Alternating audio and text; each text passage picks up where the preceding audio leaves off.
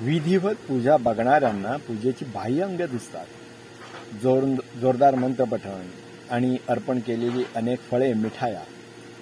परंतु त्यांना भक्ताच्या मनात काय सुरू असते ते दिसत नाही. किंबहुना त्यांना ते कधीच दिसू शकणार नाही. मात्र आत खूप काही घडत असते.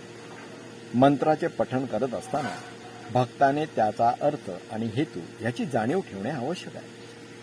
पूजेमधील प्रत्येक कर्मकांडाला एक उद्देश असतो आणि त्याची जाणीव असणे महत्वाचे आहे. पूजेच्या एका विभागाला मानसपूजा असे खास नाव आहे आणि मानसपूजेमध्ये सर्व बाह्य कर्मकांड अंतरंगात प्रतिकात्मकरित्या पार पाडली जातात. जेव्हा पूजा करताना बाह्य कर्मकांडे आणि आंतरिक मनोभाव एकत्व पावतात तेव्हा एक शक्तिशाली अनुभूती लाभते.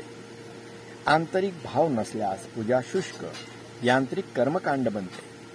तेव्हा पूजा ही एक काम बनते, ती आध्यात्मिक साधना उरत नाही.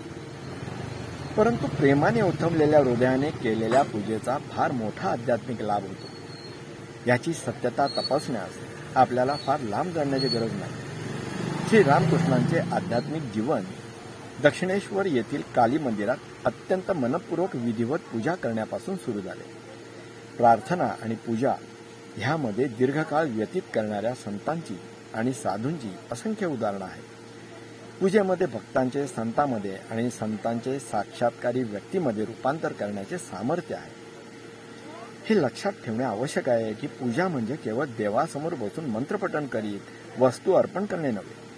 पूजेच्या साधनेमध्ये मंत्रपठण आणि वस्तू अर्पण करण्याच्या आधी करायच्या सर्व तयारीचा अंतर्भाव हवा. तसेच पूजा केल्यानंतर करायची आवराआवर आणि प्रसाद ग्रहण करणे ह्याचाही समावेश होतो.